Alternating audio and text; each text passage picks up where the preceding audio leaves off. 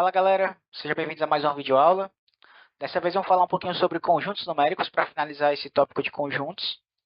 E aí, assim que a gente acabar, vou fazer uma lista de 5 exercícios envolvendo tanto a parte de conjuntos e tanto a parte de conjuntos numéricos propriamente, certo? Então vamos lá. Quando a gente fala sobre conjuntos numéricos, pessoal, a gente tem que entender que os conjuntos numéricos eles são um subtópico do tema de conjuntos e o objetivo principal desse subtópico é organizar os números em tipos, em diferentes grupos, para que a gente consiga ter uma percepção correta de todos os números, os tipos de números, e como eles são corretamente aplicáveis em cada contexto. Beleza? Então, vamos lá. Vocês podem perceber que esse desenho desse conjunto aqui, grandão, que tem o símbolo do C aqui, né? Ó. Dentro dele tem o R, o Q, o Z e o N. Vamos começar de dentro para fora, porque aí a gente vai englobando todos. O primeiro aí, pessoal, é o símbolo dos naturais. Esse N meio feio aí, né? Ó. Mais ou menos assim.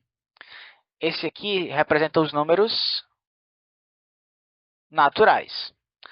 É, eu gosto de falar, pessoal, que os números naturais são aqueles números que a gente aprende na infância. Por quê?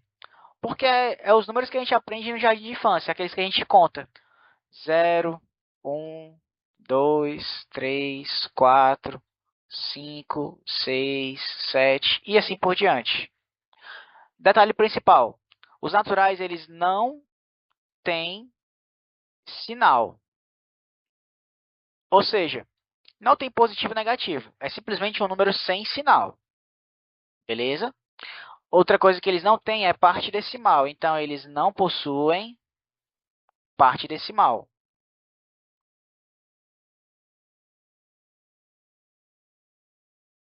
Parte decimal. E, para finalizar, é, eles são números positivos, mas isso já está implícito, né? Já que eles não têm sinal. Beleza? O próximo que a gente vai ver, o próximo conjunto numérico, vai ser esse Z aqui, ó, que é o conjunto dos números inteiros. Conjunto dos números inteiros. Inteiros. Vamos lá. Falando um pouquinho sobre os inteiros, a gente aprende eles lá por volta do sexto ano, ou sétimo ano, dependendo de onde você estudou.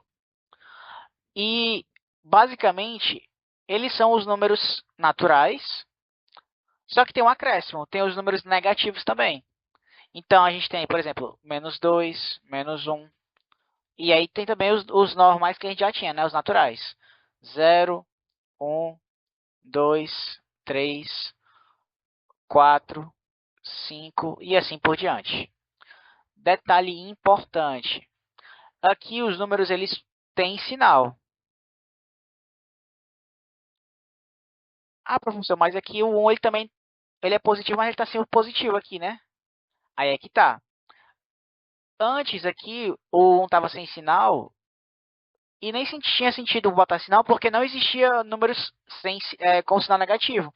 Então, como os naturais eram os únicos que existiam até então, considerando apenas eles, não tem por que diferenciar, não tem por que afirmar que esses números aqui são positivos, porque afinal só tem eles. Agora, quando você considera os inteiros também, aqui embaixo, aí a parada muda, porque como tem os negativos também, eu preciso especificar o sinal. Quando é negativo, eu coloco o sinal negativo. Quando é positivo, já é uma convenção que ele fica sem o sinal. Aí, para saber se ele é um número natural ou inteiro, basta eu considerar o conjunto específico. Mas no caso, percebam, pessoal, esses números aqui, ó, eles são uma interseção, porque eles tanto são naturais, como são também inteiros. Beleza? Então vamos lá, continuando. Os inteiros, eles não têm sinal, quer dizer, eles têm sinal, e aí eles também, assim como os naturais, não possuem parte decimal. Beleza? Enfim, falando um pouco do próximo, seria esse Q aqui, ó. O Q, ele é o conjunto dos números racionais. Não é racionais MC. São números racionais, aqueles números que dá para você aplicá-los em uma divisão, certo? Não que esses outros não deem, mas aqui esses aqui têm uma característica importante. Eles a gente começa a aprender por volta do quinto ano. Não com esse nome, mas a gente começa a aprender. Os racionais, pessoal, são números também conhecidos como fracionários. Esses números aqui, pessoal, eles vão servir para fechar o buraco que tinha entre os inteiros e os naturais. Por exemplo, existem números entre o 0 e o 1, entre o -1 e o 0. Esses números que estão entre esses outros números são os números racionais, que eles têm a característica de serem fracionários, formar frações com eles. Por exemplo, 1/2, que é um número decimal, um número fracionário. 0,66 também é um número racional, como vários outros exemplos. Mas, enfim, principal característica deles, eles têm sinal e possuem parte decimal. Ah, professor, mas o 1, ele também faz parte dos racionais. E nem por isso ele tem parte decimal. Aí é que tá. O 1, você pode considerar que ele tem 1,0000. Aqui você pode, aqui não. Nesses outros aqui não, ó. Porque eles não possuem parte decimal. Aqui já nos fracionários, nos racionais, você pode considerar isso. Então, a cada nível que sobe nos conjuntos numéricos, uma característica nova ela pode ser acrescentada em números previamente já comentados, né? Ó, os naturais, eles eram positivos. Só que eu não precisava especificar que eles eram positivos, por quê? Porque não tinha negativo para ter que diferenciar. Só que quando eu falei dos inteiros, aí eu falei, ó, os naturais eles são positivos. Percebem? A cada nível que sobe nos conjuntos numéricos, quanto mais amplo fica, aí eu posso atribuir novas características a um conjunto numérico anteriormente comentado. Tá certo? Pois beleza. Continuando, o próximo conjunto que a gente vai ver são os reais. Falando um pouquinho sobre os reais, o símbolo deles é esse aqui, ó. É um R meio cortado assim. Reais. Os números reais a gente começa a aprender sobre eles por volta ali do nono ano. A gente já viu eles antes. É porque eles têm uma peculiaridade que é abordada no nono ano. Vamos lá. Os reais, pessoal, eles são números que são racionais e irracionais. Como assim, professor? Todos os números que estavam presentes aqui, ó, nos racionais, aqui, também estão inclusos aqui. Qual que é a diferença? É que agora a gente também tem esses carinhas aqui, ó, os irracionais. E aí, é eles que são a cereja do bolo dos reais. Por quê? Quando a gente tinha os racionais, tinha alguns números que não tinham definição. Dentre eles, a raiz de 2, por exemplo. A raiz de 2 ele é um número que ele não é possível gerar uma fração com ele.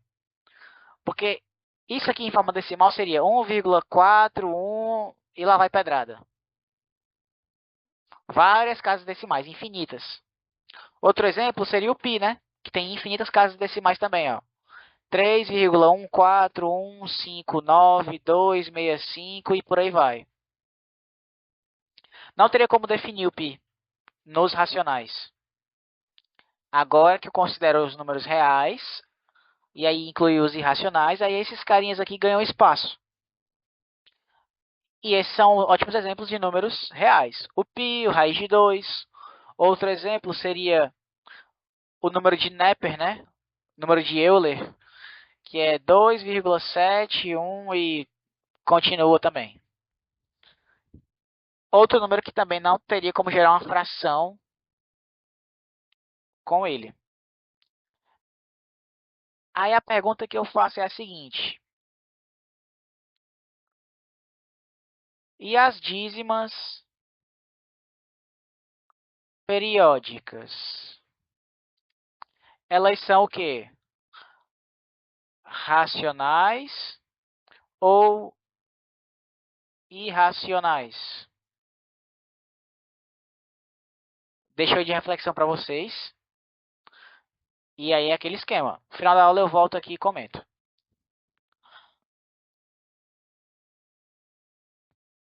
Continuando. Vamos lá para o próximo.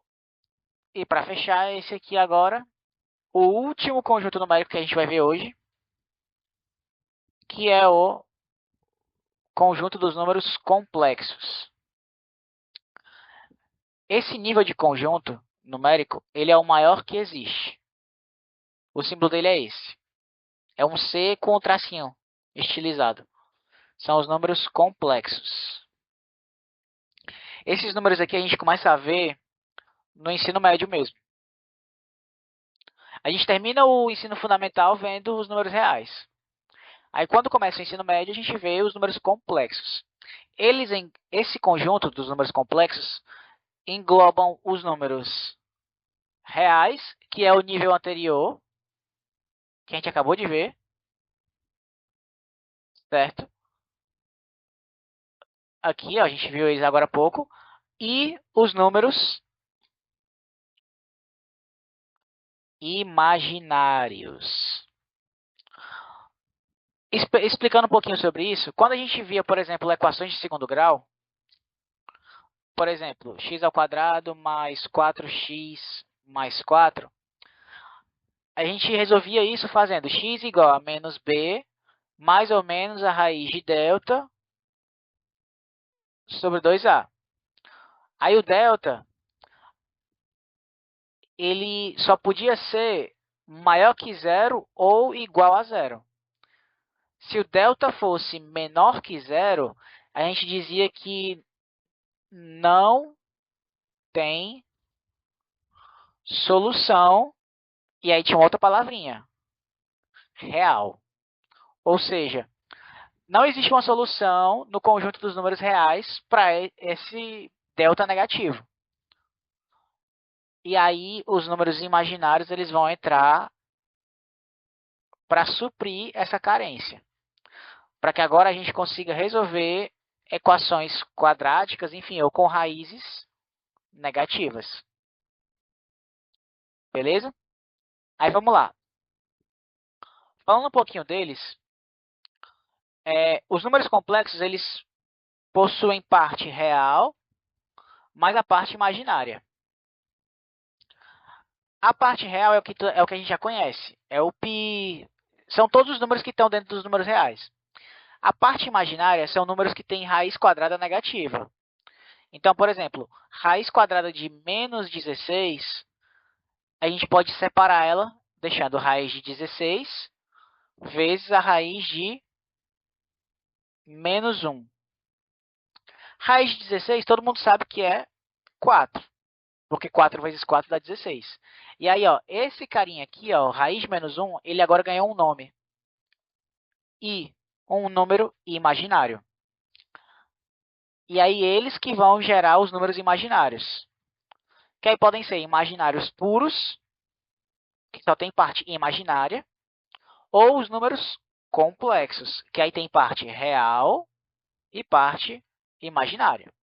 Beleza? Pois bem, basicamente é isso. A gente fica por aqui nesse aspecto de conjuntos numéricos. E assim, pessoal, onde que isso aqui é importante? Quando você vai estudar funções, que é o próximo assunto que eu vou gerar algum vídeo aqui, você vai ver que existem dois conjuntos. O conjunto do domínio e o conjunto do contradomínio e da imagem. Que um está dentro do outro. E aí o que acontece? Eu preciso especificar em qual tipo de número eu estou trabalhando esses dois conjuntos. O domínio e o contradomínio. Para que a função seja de fato uma função. Mais detalhes sobre isso, em uma próxima aula eu comento. Mas é para isso que eles vão servir, para a gente poder separar as coisas no seu devido lugar. Beleza? Pois bem, a partir de agora, eu vou dar uma pausa aqui e vou voltar depois com as questões da apostila do material que eu preparei, para a gente revisar conjuntos e falar um pouquinho de uma questão de conjuntos numéricos. Então, não corte, vocês vão ver as questões.